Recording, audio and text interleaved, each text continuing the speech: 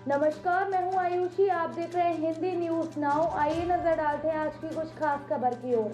प्रधान ने 4 साल तक युवती का किया शारीरिक शोषण, गौड़ा में शादी से इनकार, 3 के खिलाफ एफआईआर दर्ज। गौड़ा में तेहात कोतवाली क्षेत्र अंतर्गत नारायणपुर वाली के ग्राम प्रधान की शर्मनाक करतूत सामने आई है, जहां ग्राम प्रधान ने थाना क्षेत्र के ही एक गांव की 21 वर्षीय युवती को शादी की झांसे में लेकर 4 साल तक उसका शारीरिक शोषण किया। जब युवती ने प्रधान से शादी करने का दबाव बनाया तो उसे धुतकार दिया। युवती की तहरीर पर थाना देहात कोतवाली में नारायणपुर वली के प्रधान रानू शुक्ला के खिलाफ दुष्कर्म के मामले में रिपोर्ट दर्ज की गई है। वहीं धमकी देने के आरोप में उसके भाई सुशील गुप्ता और बहनोई जितेंद्र पांडे को भी आरोपी बनाया गया है। समझौते के नाम पर भी किया शोषण।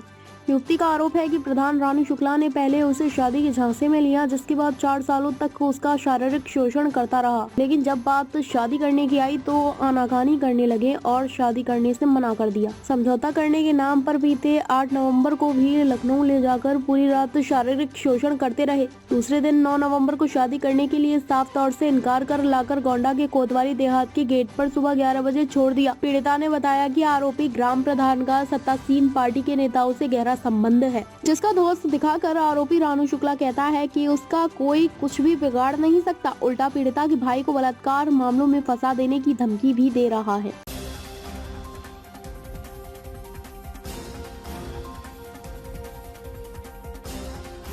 विदेश मंत्री एस जयशंकर ने ट्रंप की दोबारा जीत पर भारत अमेरिका के संबंधों को लेकर अपनी प्रतिक्रिया व्यक्त की। उन्होंने कहा कि दुनिया के कई देश डोनाल्ड ट्रंप की दोबारा जीत से चिंतित हैं, लेकिन भारत को इससे कोई चिंता नहीं है। जयशंकर ने मुंबई में आयोजित Aditya Birla group scholarship programme के सिल्वर जुबली समारोह के दौरान यह बात कही। उन्होंने बताया कि ट्रंप के जीतने के बाद जिन 3 विश्व नेताओं से सबसे पहले बात की, उनमें प्रधानमंत्री नरेंद्र मोदी भी शामिल है।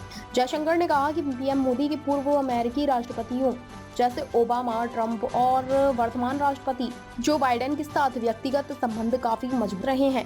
इन व्यक्तिगत रिश्तों से भारत को वैश्विक मंच पर लाभ मिलता है। जयशंकर ने आगे कहा कि हाल ही में हुए अमेरिकी राष्ट्रपति चुनाव में डोनाल्ड ट्रंप ने डेमोक्रेटिक पार्टी की उम्मीदवार कमला हैरिस को हराकर 312 सीटें हासिल की थी, जिसमें वे अमेरिका के अगले राष्ट्रपति बनने जा रहे हैं। इससे पहले भी 2016 से 2020 तक ट्रंप राष्ट्रपति रह चुके हैं। भारत के विकास को लेकर जयशंकर ने कहा कि दुनिया भर में भारत की प्रगति की चर्चा हो रही है।